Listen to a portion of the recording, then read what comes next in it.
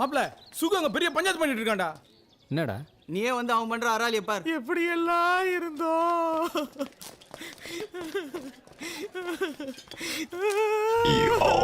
என்னடா சுகு சைடு டிஷ்லாம் புதுசு புதுசா இருக்குது. சைடு டிஷ்ஷாடா அது? பூச்சி மருதுடா, பூச்சி மருந்து.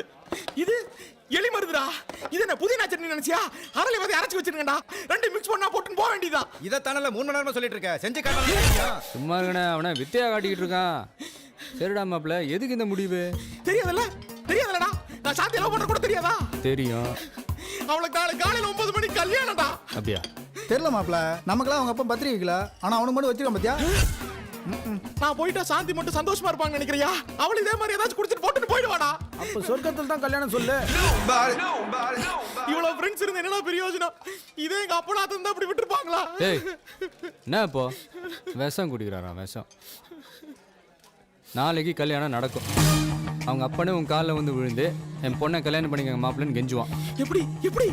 அப்படி சாப்பிட்டு தான் போகணும். போய் உட்காருங்க.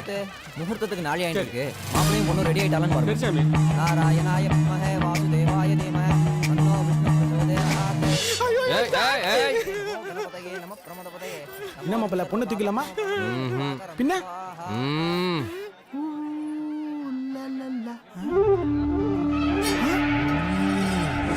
மாப்பிளையை கூப்பிடுங்க. ஐயோ மாப்பிள்ளை காணுங்க. என்னது மாப்பிள்ளை காணுமாமா? மாப்பிள்ளை காணுமாமா? என்னது மாப்பிள்ளை காணோமா? எப்பா நல்லா தேடி பாத்தீங்களாப்பா? அட எல்லா இடத்தையும் தேடியாச்சுங்க. மாப்பிளை மண்டபத்துல இல்லைங்க.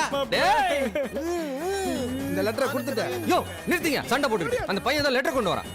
யாரா கொடுத்தா? உங்கள மாதிரி Dress போட்டு வரல அவன் கொடுத்தாரு. மாட்டி விட்டானே. நீ போடா. என்னது மாப்பிள்ளை ஓடி போயிட்டாரா? படிக்கவே இல்ல அதுக்குள்ள ஓடி போயிட்டாங்க.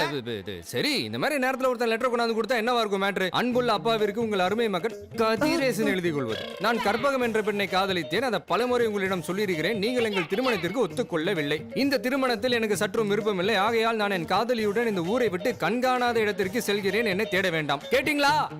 இந்த மாப்பிள்ளை கண்காணாத இடத்துக்கு ஓடி போயிட்டாரா? ஓடி போயிட்டாரா? அட பாவிங்களா.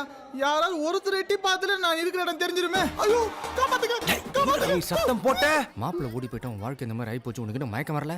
என்ன மயங்கு ஐயோ கல்யாணம் பொண்ணு மயக்கம் வந்துருச்சு. புடிங்க. இனிமே இந்த பொண்ணை யாரு கல்யாணம் பண்ணுவா? எப்படியா கட்டுவா?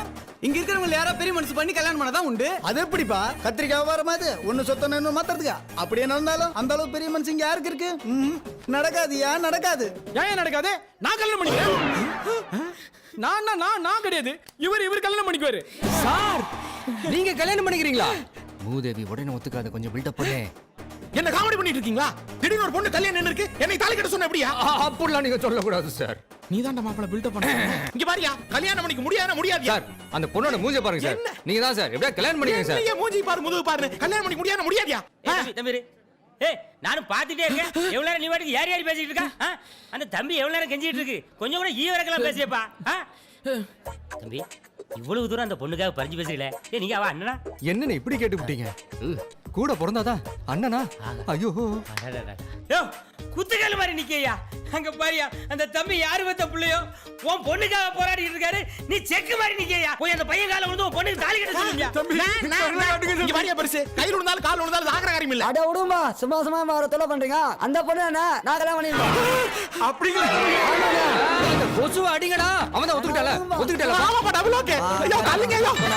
மம ஜீவன ஹேதுனா சதமானம் பௌதிதாய புருஷதேந்திரியே ஆயுஷ்யேவேந்திரியே பிரதிஷ்டதி.